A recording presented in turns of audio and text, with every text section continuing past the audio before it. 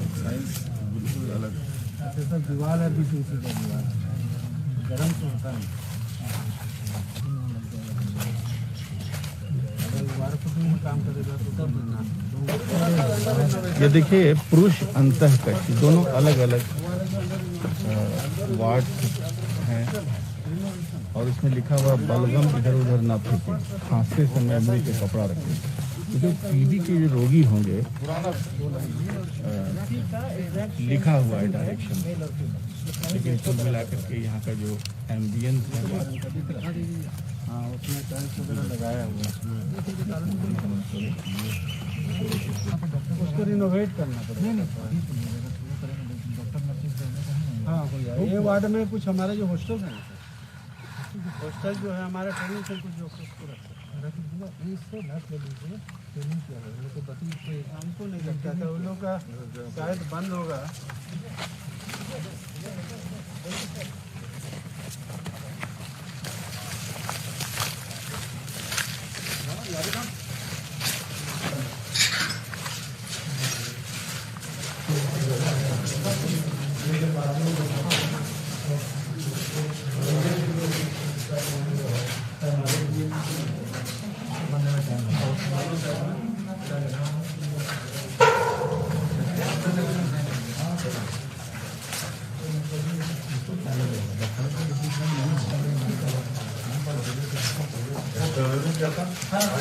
उसमें सर सुविधा होता है कि बाद में कुछ प्रॉब्लम हो तो तुरंत मिलता है कंप्लीट वाला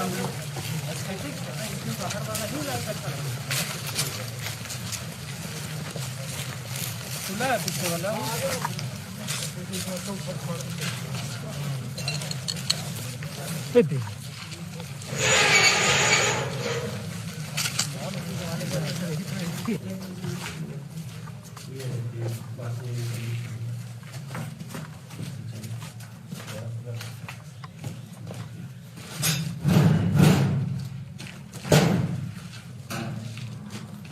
दो पेशेंट थे ना, एक पेशेंट का इधर है, इसमें आपको सगरे इंडिया का भी घर नहीं आपको ट्रीटमेंट करना है।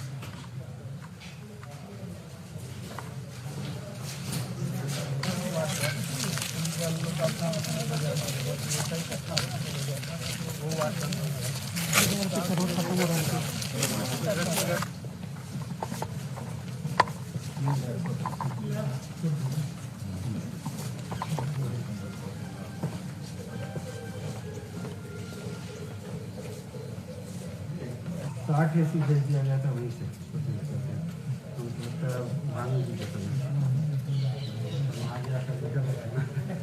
उस समय तो ट्रेन थे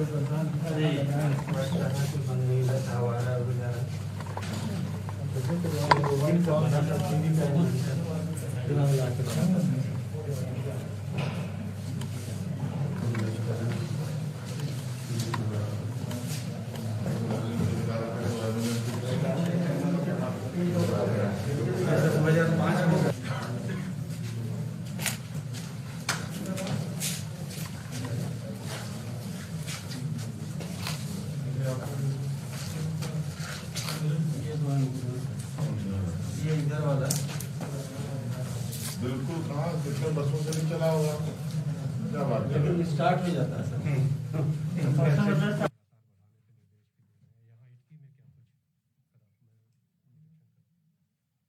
बेड तो लगातार रांची में बढ़ रहा है और लगभग ऑक्सीजन, आईसीयू, वेंटिलेटर इन सब को मिलाकर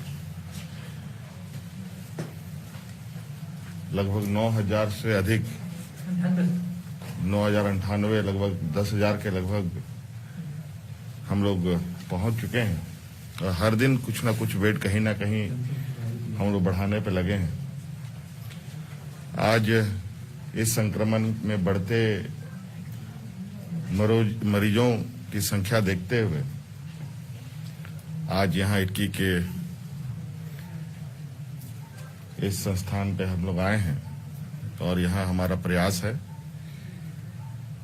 कि अगले कुछ दिनों में 400 से 500 बेड और बढ़ाने की। लेकिन साथ साथ में मुझे इसकी भी जानकारी मिल रही है कि सारा लोड कुछ मुख्य जिलों पर ही ज्यादा प्रेशर है। जैसे रांची में तो सबसे अधिक है ही, जमशेदपुर है, धनबाद है। वहीं अगर हम देखें विभिन्न राज्यों में ऑक्सीजन युक्त बेड अभी भी खाली है।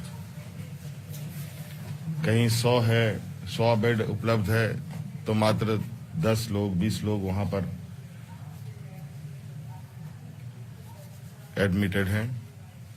पाकुड़ में अगर आप देखें तो 120 से भी अधिक वहां बेड है, वहां मात्र 4 लोग ही एडमिटेड हैं। ऐसे लगभग सभी राज्यों की स्थिति है, सभी पूरे जिलों की स्थिति है। सभी जिलों में बेड की जो ऑक्सीजन युक्त बेड अभी भी खाली है। और ये लोग सीधे रांची की ओर, धनबाद की ओर, जमशेदपुर की ओर रुख कर रहे हैं। और हमने अभी प्रयास किया है कि इन सब जिलों का एक सर्किट बनाया जाए और जो तत्काल संक्रमित प्रभावित लोग हैं उनको ऑक्सीजन उपलब्ध कराने का, क्योंकि ऑक्सीजन की अब लगभग कमी नहीं है। और अगर संख्या की कमी है तो बेडों की कमी है। बेड की उपलब्धता भी की जा रही है। अभी चूंकि जो स्थिति है पूरे देश में, कई चीजें हमारे पास टुकड़ों में आ रही हैं। कहीं सिलेंडर आ रहा है तो उसका ऑक्सीजन फ्लो मीटर नहीं आ पा रहा है, तो कहीं कुछ ऐसे छोटे छोटे कंपोनेंट्स जो आवश्यकता है उन सब की उपलब्धता भी हम लोग करने में जुटे हैं। और उम्मीद करते हैं कि इस जो गति हम लोगों ने अभी इस संक्रमण में व्यवस्थाओं को चुस्त दुरुस्त करने का प्रयास किया है, बहुत जल्द एक नॉर्मल सिचुएशन पर लोगों को लाएंगे। सिलेंडर्स भी मंगवा रहे हैं सर आप? सिलेंडर्स भी आए हैं, लेकिन उसके कुछ पार्ट्स नहीं आ पाए हैं। कुछ पार्ट्स आए तो गलत पार्ट्स उपलब्ध हुआ, जो उसमें भी दिक्कत हुई।